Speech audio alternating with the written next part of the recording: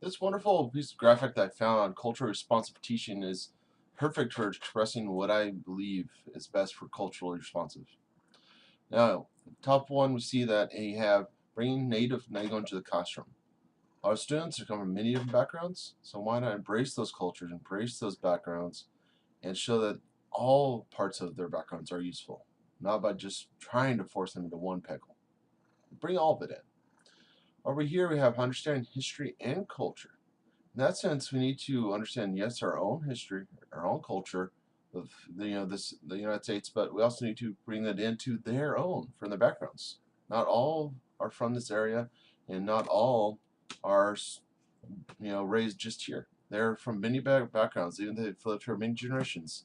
It's very useful to show how their own culture and backgrounds from their ancestors can be played into and be very useful in their education. Now, the community culture in the classroom is also critical for each school.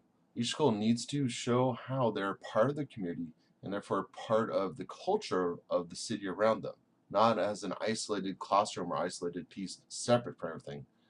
Which brings us into the last one, family involvement. The families, hopefully, we could be being brought in and involved as much as possible with their child's education. Because if we could show that background, we show not only their cultural relevance of how we bring into their environment in school, just show how their individual family members and their individual family units can actually play a huge role, not only their education, but also their bringing up as a whole person, not just as getting further with standardized testing. We're trying to bring the whole child, the whole student to the best possible results. Cultural responsive teaching means understanding that students come in with different backgrounds and lived experiences. So, a culturally responsive teacher understands that students are not just empty pails waiting to be filled. You must plan lessons around these lived experiences and teach to your students' needs and their lived experiences and bringing that into the classroom. Culturally responsive teachers need to use a variety of instructional strategies for different learning styles. So, what I think of when I hear the word culturally responsive teaching, what I think of that just by breaking down the word responsive. It means as a teacher that we respond to the different cultures and student populations that we see and encounter in our day to day classrooms, and responding to their specific needs, their needs as individuals, their needs to succeed and learn in the classroom. One of the main things that we need to do as teachers to be culturally responsive is that we meet all the needs of the individuality of our students.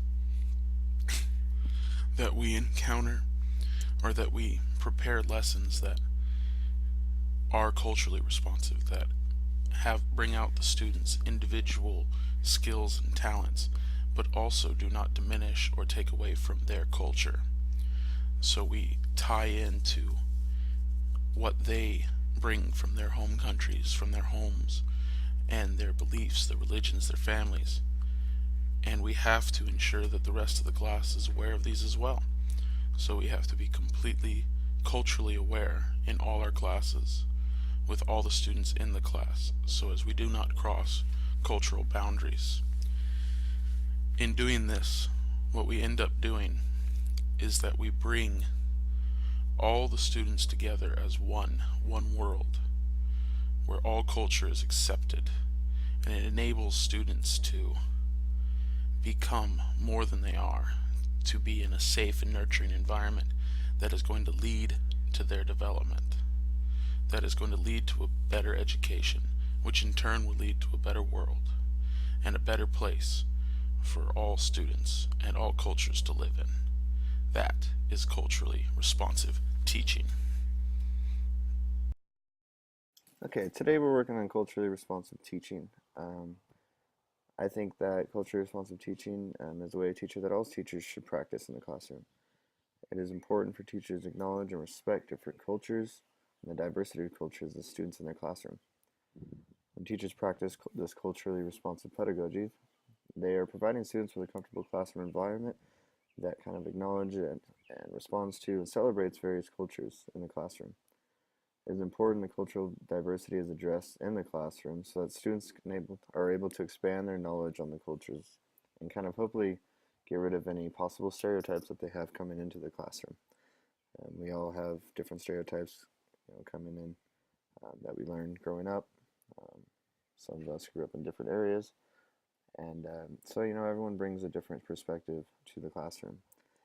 And this being in America, that now that we are in America, America was founded by different cultures and various diversities of cultures.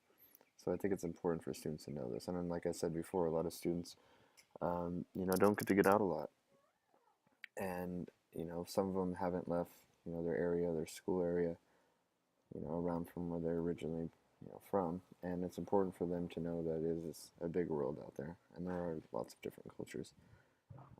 So kind of wrapping this whole thing up, I think it's imperative to teach as hard as to your best of ability for cultural responsive teaching. Um, it is not always easy, but it is important to try.